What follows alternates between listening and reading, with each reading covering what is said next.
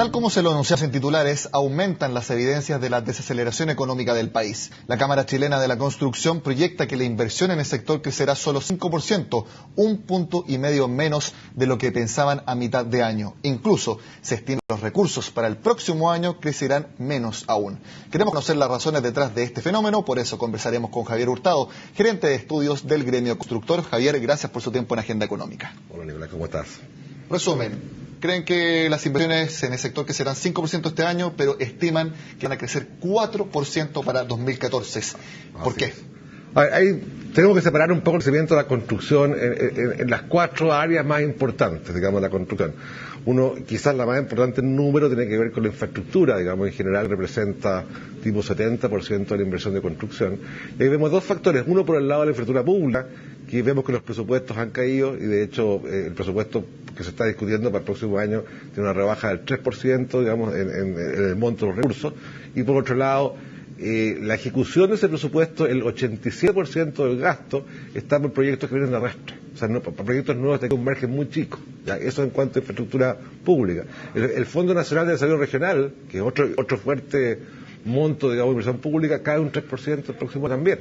Con lo cual hay otra fuente de baja de inversión. Y por el lado de los proyectos privados, claramente estamos viendo algunas postergaciones, algunas demoras en algunos proyectos, esencialmente partiendo del atraso de los proyectos energéticos, para mí que es lo más fundamental, y eso ha traído también atrasos en decisiones respecto a proyectos de otro tipo, porque sin energía, sin contrato, es re difícil tomar decisiones a largo plazo en otros proyectos. Partamos analizando un poco más en profundidad. Ustedes hablan de los menores presupuestos para inversiones públicas, para infraestructura. ¿A qué atribuyen esto? Por ejemplo, ¿podría ser el fin ya de la etapa de reconstrucción del país, o también tienen otros argumentos para tener menor presupuesto en ese sentido? Ahora, en el caso de vivienda, claramente lo que tú estás planteando es así. Vivienda baja el presupuesto en un 20%, el presupuesto total ya de inversión. Y eso obviamente es porque termina una época de 3 años, básicamente un presupuesto adicional producto de la reconstrucción. Y ahí eso claramente se acaba y solamente sigue el plan regular, con lo cual el presupuesto del año 2014 es muy similar al presupuesto del 2010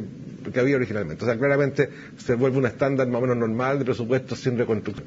Y eso obviamente es así, digamos, porque ya la vivienda de construcción ya un porcentaje muy importante o está terminado o está en obra. En sí no es una mala noticia, se vuelve a la normalidad. Eso no es una mala noticia. El tema de fondo en lo que es vivienda pública tiene que ver con que las condiciones hoy día de la vivienda de los últimos 2 años han cambiado respecto a sus costos, ¿ya? Y claramente los subsidios hoy día son fijos en UF, que no han variado, y eso ha implicado que por mucho que se entreguen subsidios, cartón subsidio a muchas personas, sobre todo los subsidios de vivienda social, digamos, pura, la gente hoy día no encuentra una oferta suficiente, digamos, para ese tipo de vivienda, y eso es básicamente producto de que no se han ajustado los valores, digamos, en los subsidios, en ese tipo de subsidios. Es decir, que se han aumentado los costos para la construcción, en insumos, todo, en mano de obra, en energía. A esta altura los subsidios que entrega el Estado ya no sirven de mucho, o sea, sirven de algo, pero ya no en la magnitud que era hace algunos años. Pero de hecho, muchas empresas que dedicadas a ese rubro, digamos, vivienda social, ha tenido bastantes problemas financieros y económicos este último año, porque finalmente, si se da la cuenta, en los últimos 2 años, el costo de laboral ha subido de un 40%. De ahí eso, si lo miras desde el punto de vista de lo que significa en el costo de construcción, eso es más o menos un 40% adicional del costo de construcción, con lo cual en el fondo el costo ha subido por lo menos entre 15 y 20%. ¿Cuánto representa de solamente dinero estatal la inversión en construcción aproximadamente?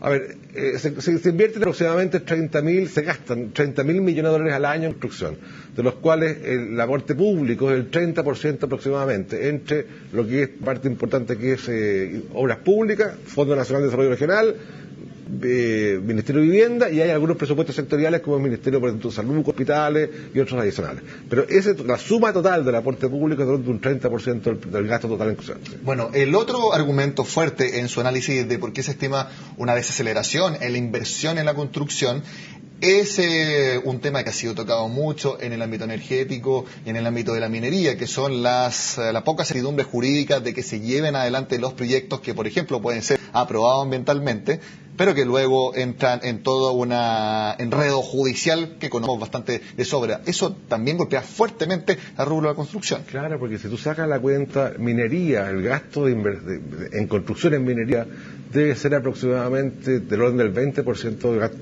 del total que se gasta en construcción. Entonces, si se postergan proyectos mineros para la área de construcción, es importante ese sector. Ahora, efectivamente, ¿qué pasa? Las postergaciones de proyectos energéticos, que se han postergado proyectos importantes, en sí son construcciones importantes que hacen que las decisiones de otras industrias se empiecen a postergar. Entonces, ese tema es súper relevante, te diría, es súper relevante para la economía del país. Yo creo que si no lo resolvemos en el corto plazo, cuál va a ser la forma en que vamos a abastecer los grandes bloques de energía. No estoy hablando de incorporaciones no convencionales, otras cosas, que eso está bien que ocurra, pero los grandes bloques de energía y potencia tienen que ser cubiertos principalmente con energías convencionales como es hidroelectricidad, gas, petróleo, o carbón, digamos.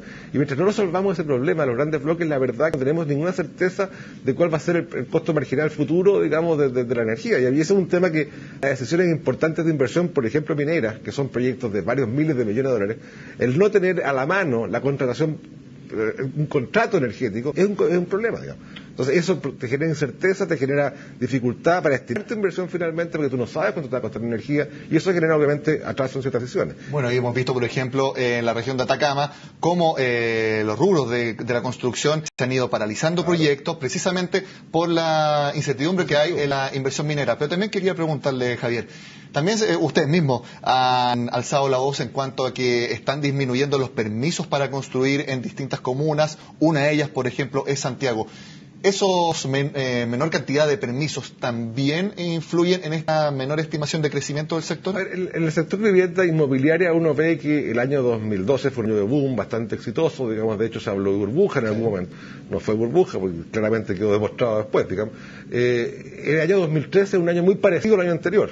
De hecho, a nivel nacional estamos hablando de un crecimiento del orden de medio punto a nivel nacional. A nivel Santiago, quizá una caída respecto al año pasado, pero pequeña, digamos. Y para el 2014 estamos viendo un crecimiento incluso del 1,5% a nivel nacional. O sea, claramente no estamos viendo que en el sector vivienda privada haya un gran problema.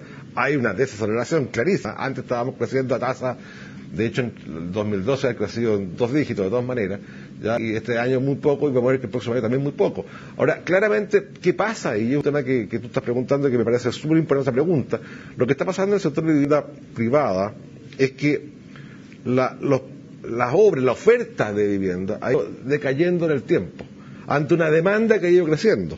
Entonces hoy día hay demanda, todavía sigue habiendo demanda porque las variables macroeconómicas, empleo y otras son bastante buenas, con lo cual hay demanda, pero la oferta en general, dado que no hay terrenos donde construir, o es muy difícil encontrar terrenos donde construir, o dado que hay una tremenda discusión política respecto de la construcción en altura de edificios, digamos que tratan de bajar la construcción en altura, hace que no haya oferta disponible. Entonces, en el fondo, ¿qué pasa? Que esa alta demanda con una oferta constante o decreciente hace que los precios de equilibrio sean mayores. Y eso es un problema que estamos viviendo también en esa área. Javier, mi última pregunta, porque nos queda poco tiempo, lo que le interesa más a las personas, los precios de las viviendas, de los departamentos, ¿se mantienen al alza? Claramente, mientras no cambien las condiciones de aprobación de proyectos en cuanto a terreno disponible, en cuanto a permisos de edificación en altura, en cuanto a densificación o renovación urbana, cosas que no están ocurriendo esos cambios, no hay ninguna razón para que los precios caigan, digamos.